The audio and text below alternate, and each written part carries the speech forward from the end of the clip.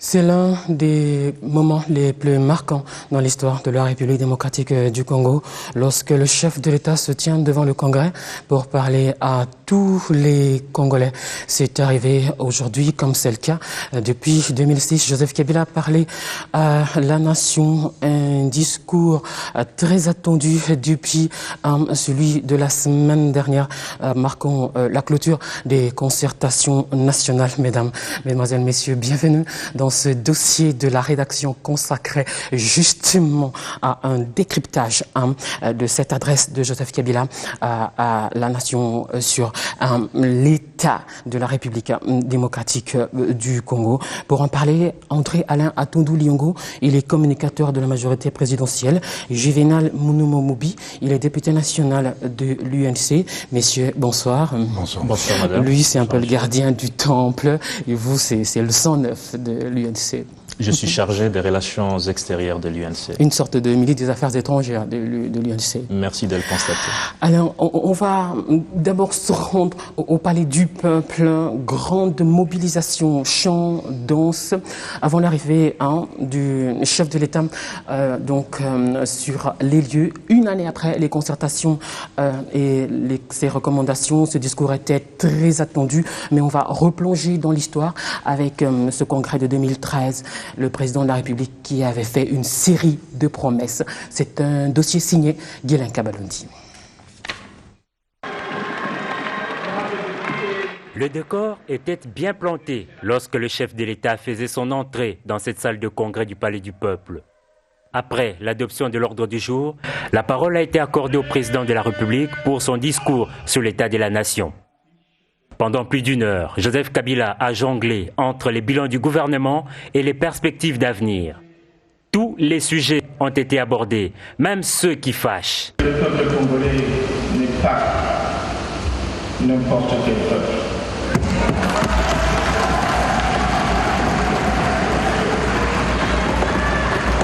Nous sommes ce peuple tellement jaloux de son indépendance, de nos partenaires, et pourvu que cela soit fait dans le respect de notre souveraineté, nous sommes toujours prêts à recevoir des avis, conseils et suggestions, mais jamais des injonctions. La même fermeté dans le temps, le chef de l'État l'a employé à l'égard des terroristes. Ce sont ses propres termes qui sèment peine et désolation dans le Nord Kivu, particulièrement dans le territoire de Béni. Rien, mais alors rien ne sera épargné pour y mettre définitivement fin. Et pour en neutraliser les instigateurs, quel que soit leur rang social ou obédience politique. Ordre a donc été donné aux forces armées de la République démocratique du Congo de poursuivre le travail de restauration de la paix jusqu'à l'éradication de toutes les forces négatives nationales et étrangères. Même si ces discours ne donnent lieu à aucun débat, au sortir du Congrès, les réactions mitigées ont bien alimenté les discussions. Le président, il doit pouvoir maîtriser sa famille. S'il redoute sa famille, s'il a peur de sa famille, alors là, il y a un problème. Mais nous disons, je dis que le président de la République a raté une occasion. Et malheureusement, il laisse le pays dans un état perplexe. Pour nous, ces intentions de violer la Constitution, ces intentions de glisser sont perceptibles. On ne peut pas dire qu'il a raté les coches à tous les points. Ainsi, il faut faire une évaluation, même s'il ne peut pas avoir 10 sur 10. Si nos amis de l'opposition n'ont analysé les discours que dans l'angle qui était les leurs, c'est leur point de vue, c'est la démocratie. Pourquoi doit-on lui demander aujourd'hui de répondre à cette question? Si ces questions font partie du débat politique national, c'est tout à fait normal. Est-ce que vous imaginez aujourd'hui que le président de la République puisse répondre exactement à cette question? Ça va même bloquer le développement du pays. Nous connaissons bien les Congolais. Qu'à cela ne tienne, cap sur 2015, où le chef de l'État promet bien des réformes dans tous les secteurs de la vie nationale. Mission que Joseph Kabila a assignée au gouvernement de cohésion nationale pour notamment l'amélioration des conditions de vie des populations. La réalisation a dû appuyer sur le mauvais bouton. On va revenir sur les concertations un peu plus tard. Le temps pour nous d'échanger un tout petit peu avec mes deux invités.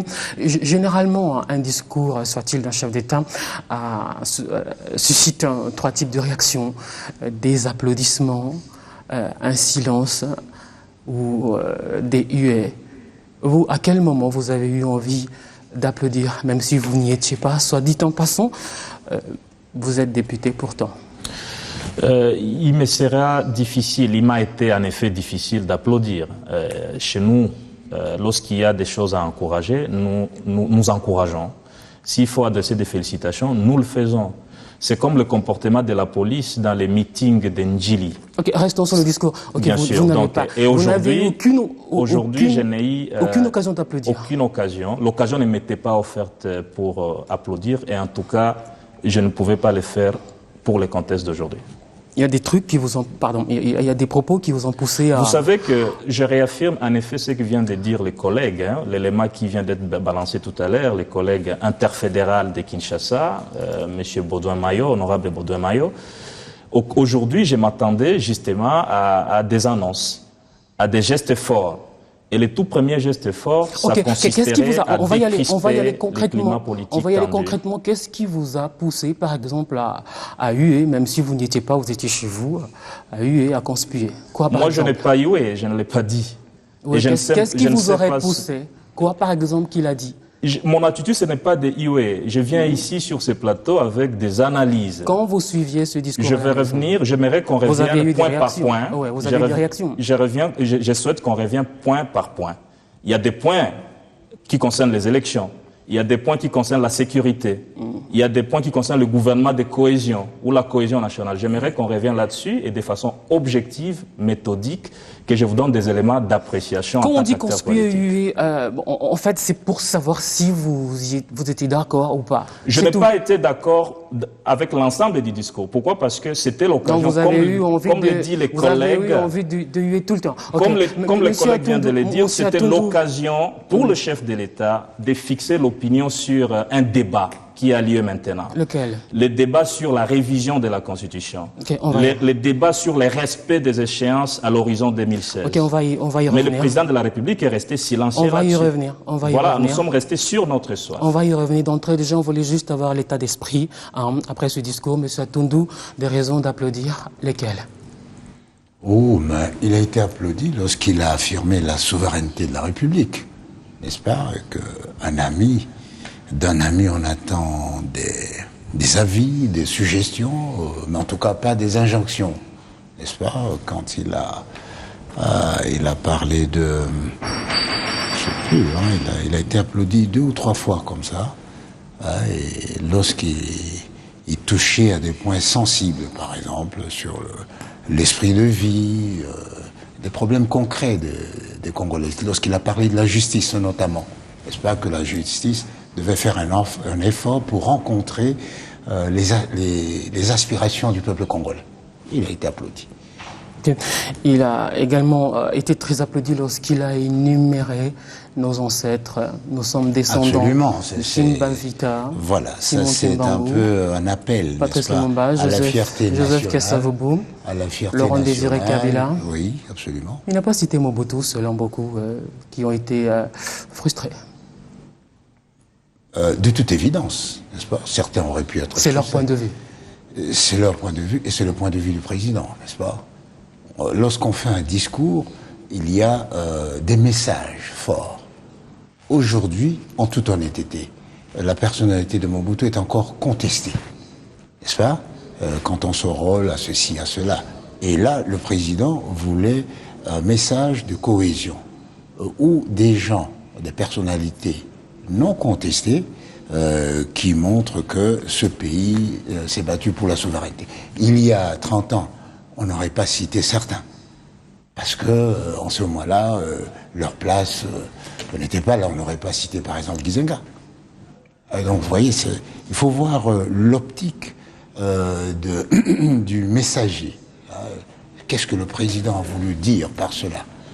C'est appeler les Congolais à la cohésion en se rappelant la lutte héroïque de certaines figures emblématiques de notre histoire. Okay. Il n'a pas cité toutes les figures emblématiques, évidemment. En gros, il est revenu sur les résolutions des concerts internationaux, la mise en place des élections, la décentralisation, la paix et la sécurité, la politique, les ingérences externes, l'économie, le social. Et selon Juvenal Monomo-Moubi, il n'a pas évoqué le débat en cours qui fait rage, notamment sur la révision de la Constitution. D'abord, il faut savoir qu'il s'agit d'un discours constitutionnel. C'est prévu par la Constitution que le chef de l'État, à telle date, à telle période, doit se prononcer, doit présenter le panorama de la situation politique vue par lui. Évidemment, si M. Juvenal était chef de l'État, il aurait eu son panorama. Et ce n'est pas par hasard que le Constituant a dit que ça ne prête pas à débat.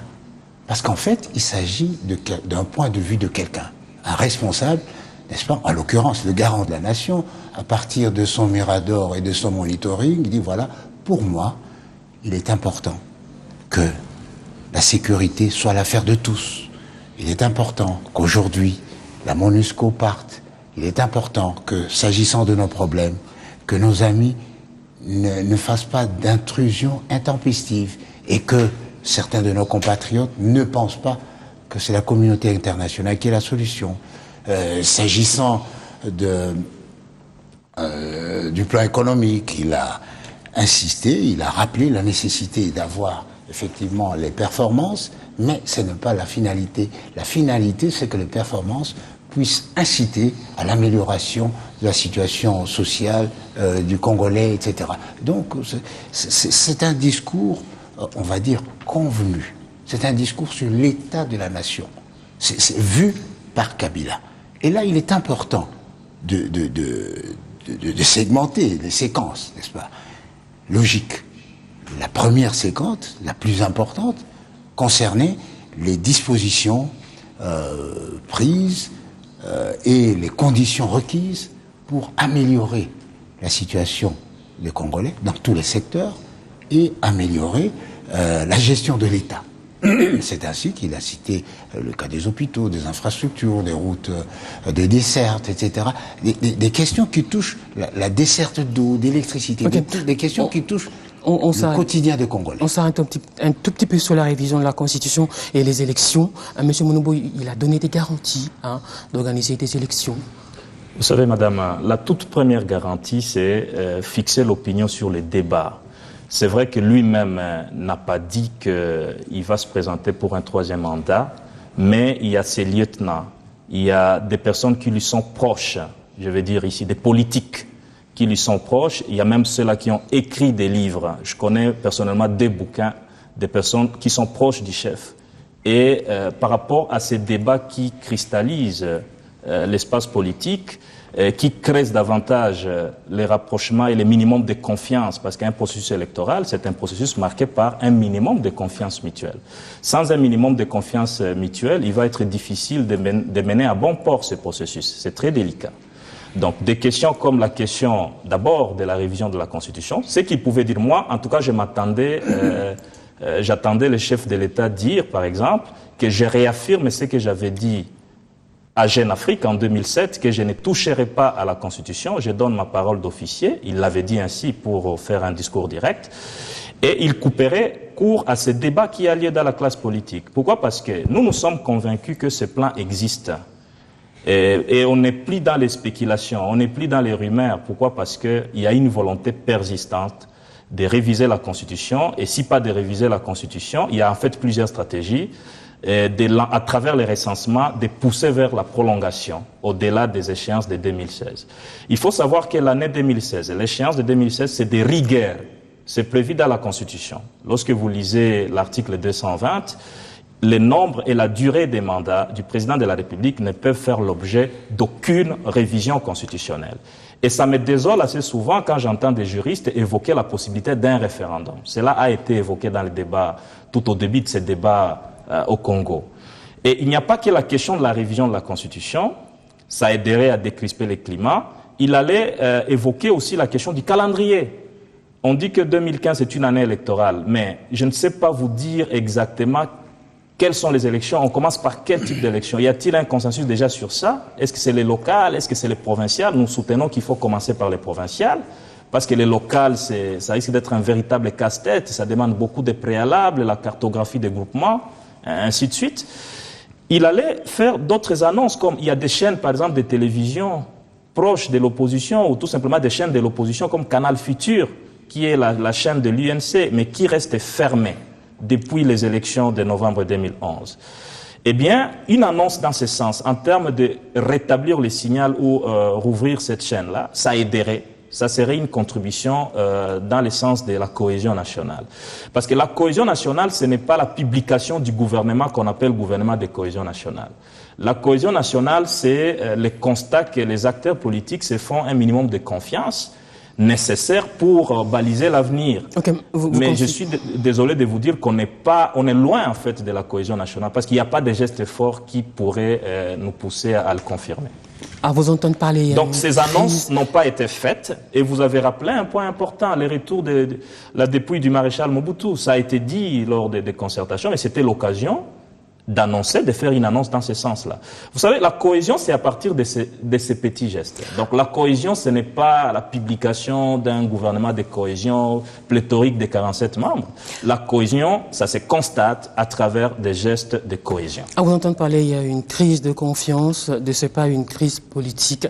C'est à quoi Joseph Kabila a répondu qu'il n'y a pas de crise politique en République démocratique du Congo. Quand bien même il y en aurait un, on se mettrait autour d'une table pour régler tout ça. C'est une ouverture pour un dialogue, d'après vous? Bon, je pense qu'il faut connaître les fondamentaux d'une société. Lorsque on veut prétendre à être une société, une communauté, cela suppose que vous communiquez entre vous en permanence. Parce que la société, c'est un corps qui poursuit un objectif, une finalité. Et comme ce corps est composé de plusieurs éléments, il faudrait que les éléments puissent agir en synergie, puissent parler le même langage, poursuivre le même objectif. Donc, le dialogue est le principe actif de toute société, a fortiori dans l'État. Le dialogue ne peut pas être rompu. Chaque jour que l'État existe, le dialogue républicain existe, le dialogue institutionnel existe, le dialogue, etc. Les frustrations quant au thème du dialogue, ou l'absence d'une forme de dialogue voulue, incidemment, par une minorité par rapport à d'autres, ça fait partie de la liberté d'expression. Les articles 22, 23 le disent. Liberté de conscience, liberté d'expression. Le président de la République l'a rappelé aussi, n'est-ce pas? On ne peut pas condamner quelqu'un parce qu'il pense autrement que vous. On ne peut pas, le président a dit, procès d'intention. Ben, c'est grave ce qu'il dit. C'est le prototype d'un discours de procès d'intention. La seule révision constitutionnelle aujourd'hui concerne les trois propositions déposées les trois projets déposés par le gouvernement. Ah, il n'a pas fait allusion à cela. Alors, il demande au président de la République de se déterminer. Pour ceux qui ne savent pas, qui concerne quels articles, à titre de rappel? Ça concerne le vote des sénateurs, l'élection des sénateurs, des gouverneurs, des députés provinciaux, hein, notamment. Voilà. Alors, aujourd'hui, on demande au président de la République, écoutez, dites ceci, dites cela. Mais le jour où il a pris ses fonctions, il a dit de façon solennelle, il est le garant de la nation. Il n'est pas tenu de le dire à chaque fois. Alors, hypothèse contre hypothèse, moi je serais bien curieux de savoir qu'il m'assure, moi en tant que citoyen, que s'il y a élection demain, eh bien, l'honorable Kamere va céder sa place à Tshisekedi. Tshisekedi à son fils à Kengo. Vous voyez, on monte de bulles qui n'ont aucune prise sur les problèmes concrets du citoyen congolais aujourd'hui. L'amélioration des conditions sociales, du quotidien du Congolais, tel que le président l'a abondamment évoqué dans son discours, n'est-ce pas? Lorsque on fait les bateaux, on améliore les conditions de navigation, ça c'est du concret et de l'immédiat pour le Congolais. Donner des présomptions. Ah, monsieur Kabila, est-ce que vous serez candidate? Mais c'est en 2016. Il y a une échéance constitutionnelle. Il y a une date au-delà de laquelle, si vous ne vous déterminez pas, vous ne pouvez pas être candidat. Alors moi je ne vois pas pourquoi on doit presser le président inutilement. Alors, égalité contre égalité, il faut presser aussi Tshisekedi de se prononcer. Et pourquoi pas moi aussi, et à Mamina, mais est-ce que vous ne serez pas candidat? Parce que c'est possible. Donc ça c'est vraiment du byzantisme. Je crois que le peuple congolais n'a pas besoin de ça. Vous serez prêt à aller à un dialogue pour régler ces différends? Vous savez que nous étions les premiers à demander un dialogue et à constater qu'il y avait un climat tendu après les élections. Après les élections de 2011, nous étions les premiers à demander le dialogue. Et il y a eu un cadrage. Et le cadre, c'est la résolution 2098 du Conseil de sécurité des Nations Unies. Mais vous avez vu vous-même comment ce cadre n'a pas été respecté, tout simplement, a été violé à travers les concertations nationales. Pourquoi? Parce que ce n'était pas organisé en conformité avec la résolution 2098. Une seconde, justement. Je voudrais dire une chose. S'il vous plaît, à ce sujet. Les dialogues au temps actuel, un dialogue qui aurait comme intention de nous pousser vers une sorte de gestion transitionnelle ou transitoire du pays, nous ne sommes pas partie prenante. À ce sujet. Donc la question du dialogue, ce que nous demandons actuellement, c'est le respect de la Constitution. Et le respect de la Constitution voudrait qu'on ne touche pas à la Constitution et qu'on ait un consensus sur la marche à suivre, qu'on publie un calendrier complet, consensuel et budgétisé des élections. Et nous souhaitons que les élections présidentielles s'organisent 90 jours avant le 19 décembre 2016. Est-ce que la polémique face à la résolution 2098 n'est pas due à la mauvaise foi face à l'article 69 de la Constitution? Le chef de l'État peut prendre une initiative allant dans le sens d'un peu plus de cohésion nationale. C'est l'esprit et pas la lettre. Vous savez, la force, il faut poser la question aux étudiants des relations internationales ou ceux qui ont étudié le droit international public. Je suis juriste, je suis publiciste et je ne néglige pas, je dois vous dire, la force qu'a une résolution. Une résolution, pas une résolution d'une association, une résolution du Conseil de sécurité des Nations Unies.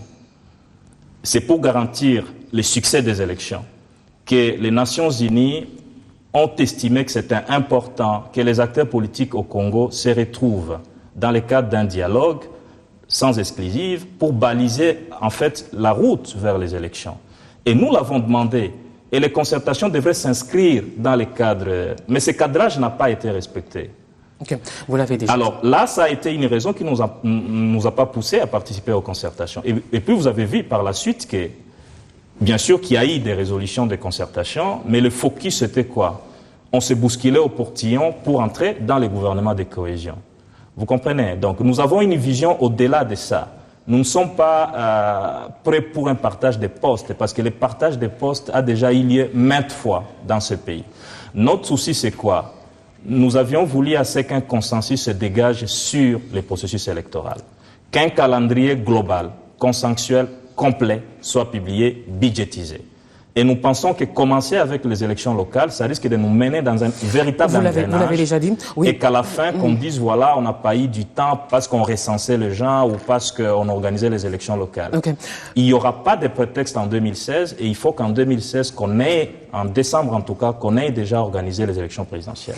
La CENI répond qu'il ne peut pas, au stade actuel, publier un calendrier global parce qu'il n'a pas un budget global. Justement, c'est à quoi beaucoup d'opposants comme lui ne croient pas. Monsieur Atondi. Ne croient pas quoi? Pas d'argent, pas de calendrier global. Non, pas d'argent, pas de calendrier global. global. Le président de la République ne peut pas publier un calendrier. C'est par le Condomont. C'est la CENI qui est l'autorité compétente en la matière, l'organisation des élections, etc. Donc il ne faut pas faire de confusion. Le président n'a rien à faire là-dedans, ni le gouvernement d'ailleurs.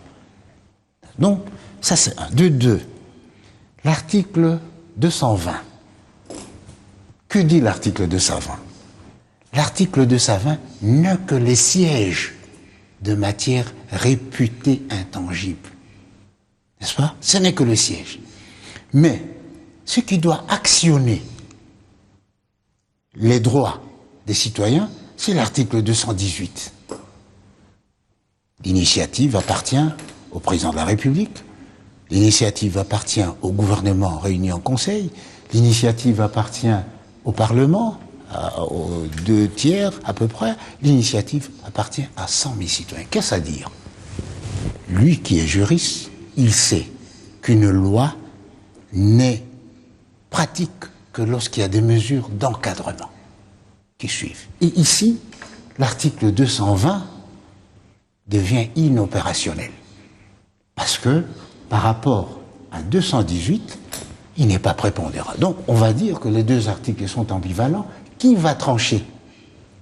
C'est le peuple. Je suis étonné qu'un démocrate se méfie du référendum. Mais l'article 5 de la Constitution, que dit-il ? Le pouvoir appartient au peuple, la souveraineté. Ça veut dire que lorsque la classe politique ne s'entend pas, ou qu'il y a un sujet qui divise la société, eh bien, le peuple doit se déterminer démocratiquement. Monsieur le député. Oui, madame, merci beaucoup. J'aimerais répondre. Laissez parler le peuple. Alors, vous avez posé une très bonne question, celle liée au financement des élections. Vous savez que c'est honteux chaque fois de se plaindre, dire qu'on n'a pas l'argent. Mais nous sommes où là ? Nous sommes en République démocratique du Congo, avec toutes ses potentialités. Et nous avions tout le temps pour mobiliser l'argent. Le mandat ici, qui s'achève bientôt en 2016, ça a commencé quand ? Ça a commencé après les élections de 2011. Eh bien, s'il y avait une volonté réelle d'aller vers les élections, il y aurait une stratégie réelle de mobilisation de fonds.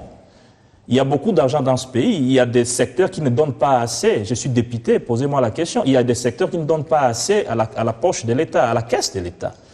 Et le défi, c'est ça. C'est qu'a dit, il y a de cela quelques mois, le Premier ministre lutte contre le coulage des recettes. C'est à ce niveau-là qu'il faut accentuer la démarche. Et donc, c'est pas un pays, il y a des pays qui n'ont pas des ressources abondantes. Je préfère que ces pays soient les premiers à demander l'aide ou à se plaindre qu'ils n'ont pas l'argent, mais pas la République démocratique du Congo, un scandale géologique. Donc on doit cesser chaque fois de pleurnicher. Quand les petits pleurnichent, puisqu'ils n'ont pas beaucoup de ressources, nous pleurnichons aussi.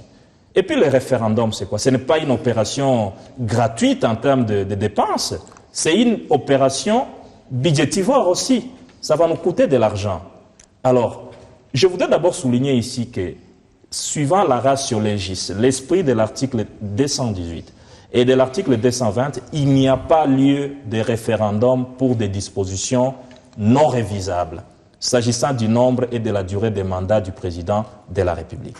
Les constituants de 2006 l'ont voulu ainsi. Pourquoi ? Parce que nous venions de loin, des années de guerre. Le pays était divisé et il fallait, au travers de la Constitution, faire en sorte que l'avenir du Congo soit un avenir de stabilité. Et si les partenaires nous rappellent, si les partenaires nous donnent des conseils, parce que celui qui aime quelqu'un lui donne des conseils, que ne touchez pas à la Constitution, ne touchez pas à l'ordre constitutionnel, au risque de créer une instabilité, eh bien, je crois que c'est un conseil qu'il faut prendre acte, c'est un conseil qu'il faut accepter. Parce que c'est un conseil d'un ami. Parce que la réalité, c'est que si on touche à cet ordre constitutionnel, il y a beaucoup de probabilités que le pays sombre dans la violence. L'UNC n'a jamais prêché la violence, nous sommes non-violents, nous prêchons la social-démocratie, mais je crois qu'on doit nous épargner de tout ce qui peut faire à ce que l'avenir soit assombri dans notre pays que nous aimons beaucoup, la République démocratique du Congo. Vous ne prêchez pas la violence, mais vous brandissez la menace d'une insurrection. Nous ne brandissons pas la menace, nous sommes non-violents. Et toutes les fois que nous manifestons, nous écrivons. Nous informons par écrit l'autorité et nous invitons la population à manifester. Nous l'avons fait. Et ce n'est pas tout, nous allons faire d'autres manifestations. Eh bien, notre comportement sera dicté aussi en fonction de l'attitude de nos partenaires du pouvoir. S'ils veulent un passage en force, eh bien, ne pensez pas que la dernière manifestation qui a eu lieu sera la dernière. La récente sera la dernière. Il y aura d'autres. Mais tout ça, ça se fera conformément à la Constitution et aux lois de la République. Pourquoi? Parce que nous sommes une opposition républicaine. Nous ne sommes pas une opposition anarchique. Et nous voulons que le peuple congolais prenne la mesure de la situation. Il y a des éléments qui peuvent entamer les processus électoraux, les défauts du consensus sur des questions importantes, la menace des révisions de la Constitution, la crise à l'Est. Si par exemple les conflits à l'Est, il n'y a pas de solution sur les ADF Nalu, il n'y a pas de solution sur les Bakata Katanga, des foyers de tension qui continuent à se développer à l'horizon 2016, quelqu'un risquerait de nous dire, voilà, on a manqué du temps, on ne sait pas comment organiser les élections dans ce contexte. Donc, il faut vider toutes les menaces éventuelles qui peuvent bloquer la machine. À ce sujet, il a été catégorique. Il a dit que les crimes des massacres dans le Kivu ne resteront pas impunis. 1 minute de silence a même été donc observé. On va revenir sur ce qu'avait été donc la clôture des concertations nationales. Le président de la République, il avait fait une série de promesses. Retour sur image, encore une fois.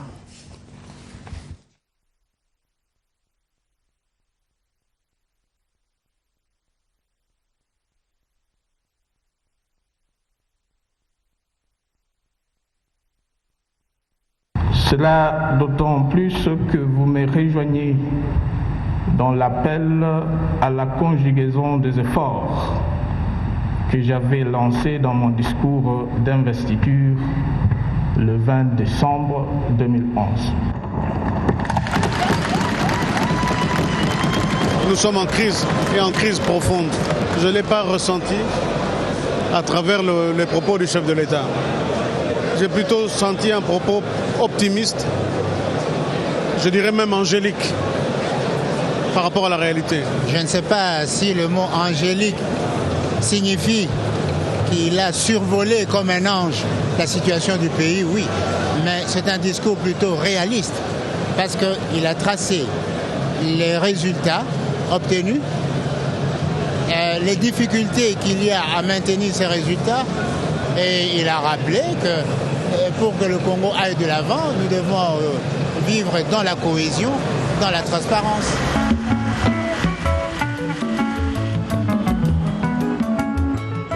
Bilan et perspectives d'avenir, principaux axes du message très attendu du président de la République à la nation.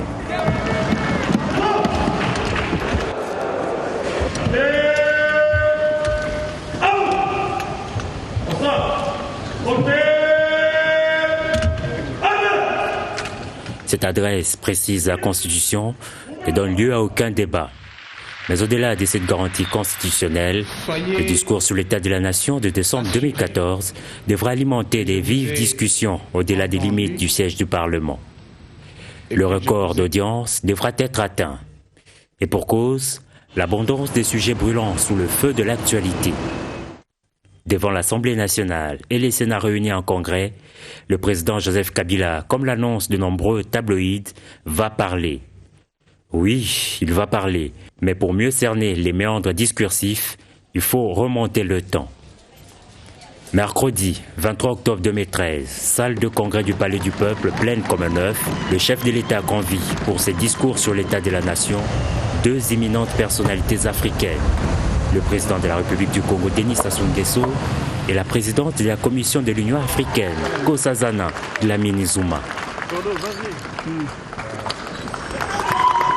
Première particularité de l'événement donc, mais la quintessence, ce sont les réponses apportées par Joseph Kabila aux principales recommandations des assises de concertation nationale. Acte 1.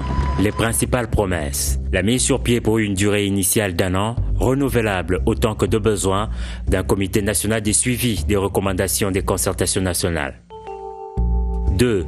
La nomination d'un représentant personnel du chef de l'État chargé de promouvoir la lutte contre les violences sexuelles et le recrutement des enfants et de servir d'interface avec la communauté internationale en ce domaine. 3. La signature d'une ordonnance portant mesures de grâce, la libération conditionnelle des prisonniers civils et prisonniers militaires, les dépôts devant les bureaux de 2 chambres législatives du projet de loi portant amnistie. 4. L'érection à divers endroits du pays des monuments à mémoire des victimes des guerres en République démocratique du Congo, la prise des dispositions afin de procéder au rapatriement des dépouilles mortelles de l'ancien président de la République Mobutu Sese Seko et de l'ancien Premier ministre Moïse Tshombe en accord avec leurs familles respectives. 5. C'est celle qui a longtemps retenu l'attention de l'opinion publique, la formation d'un gouvernement de cohésion nationale. Je vous ai entendu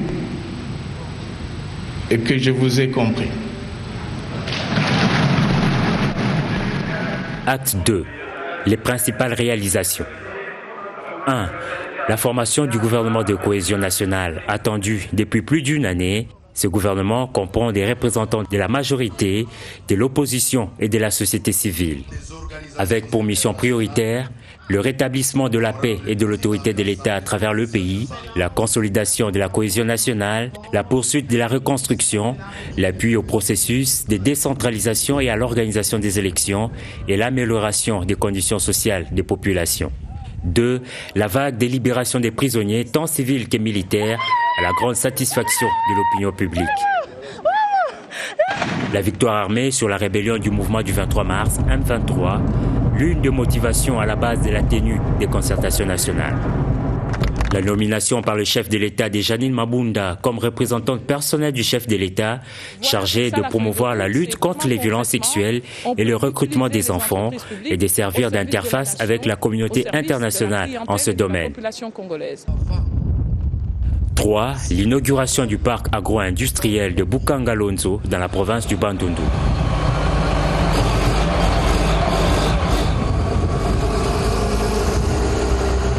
4.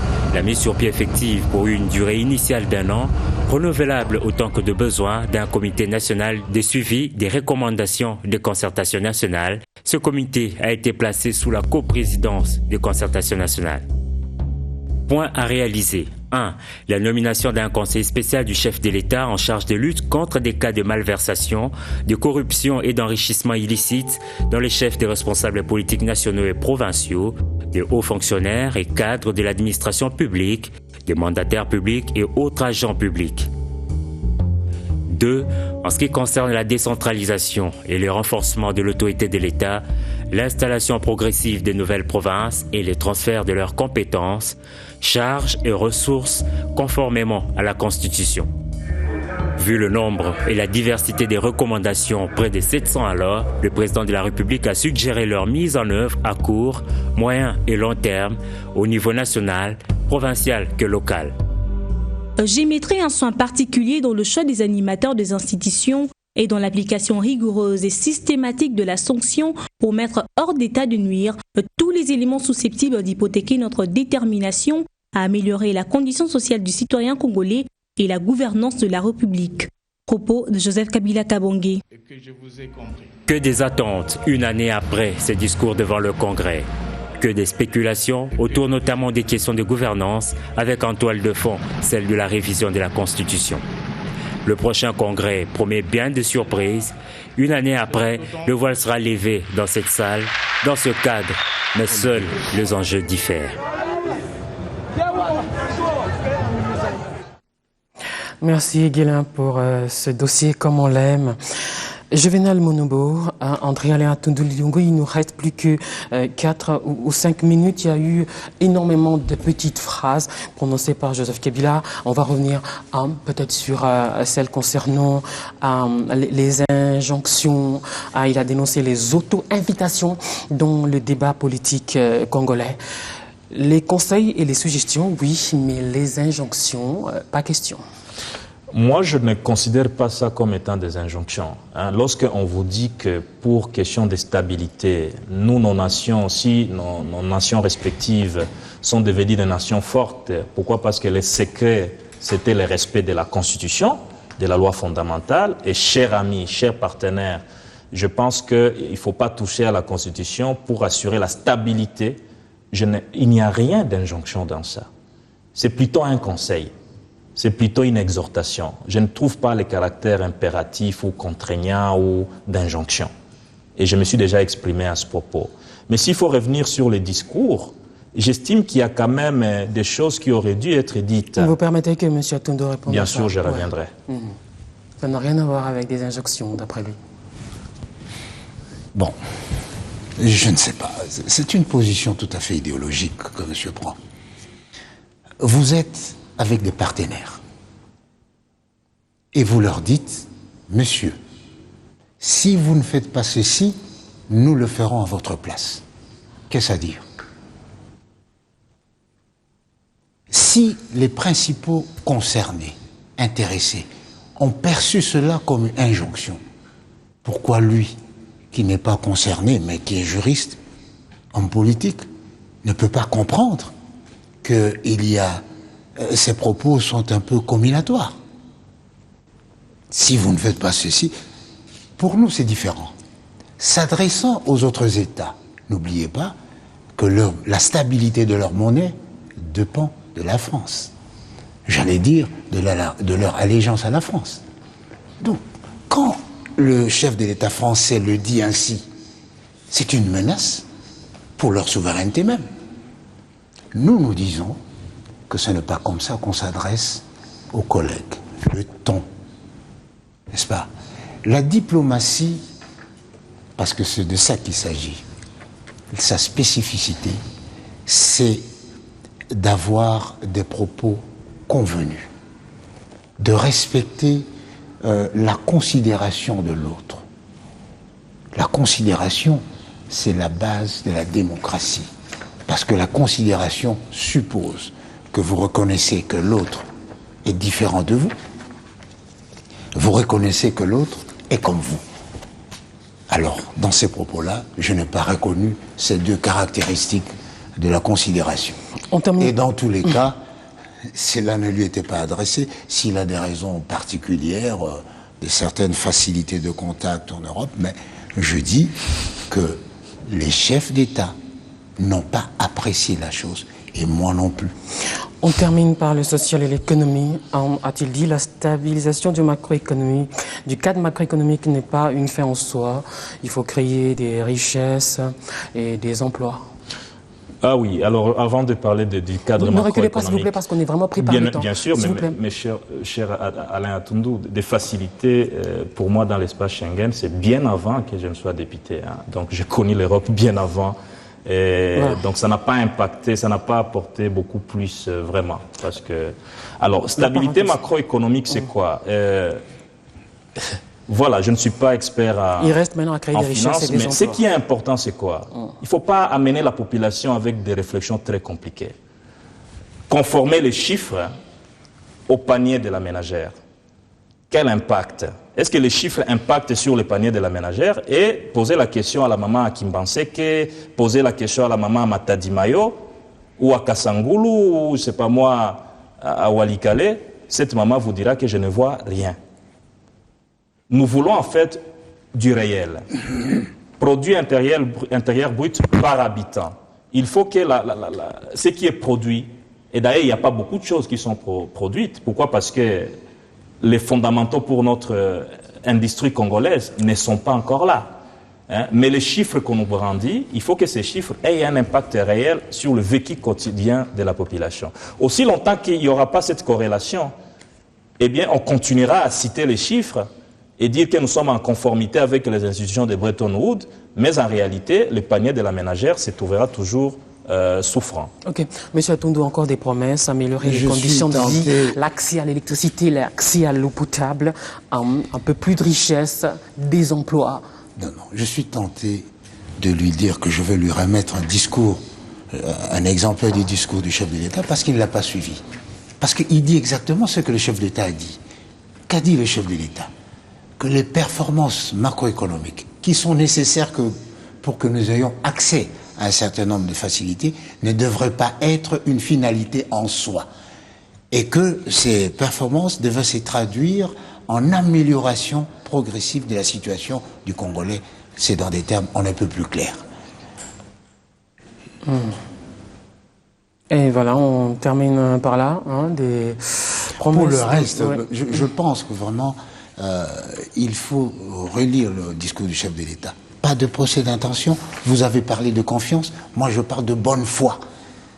Parce que quand vous dites que le seul obstacle à l'organisation des élections, c'est l'argent du gouvernement et les arriérés législatifs, le chef de l'État l'a rappelé.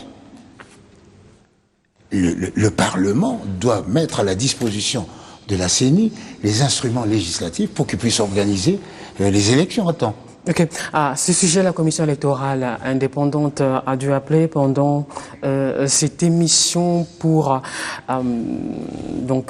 répondre qu'il y a de l'argent pour organiser toutes les élections prévues. Merci beaucoup. Juvenal Monomo Mobi, vous êtes député national de l'UNC. André-Alain Atundou Liongo, communicateur de la majorité présidentielle. Ce dossier de la rédaction qui s'achève ici, il était consacré donc à une sorte de lecture par les deux parties de cette adresse du chef de l'État devant le Congrès. C'était par rapport à l'état de la nation. Merci beaucoup de nous avoir suivis de partout dans le monde. Au revoir.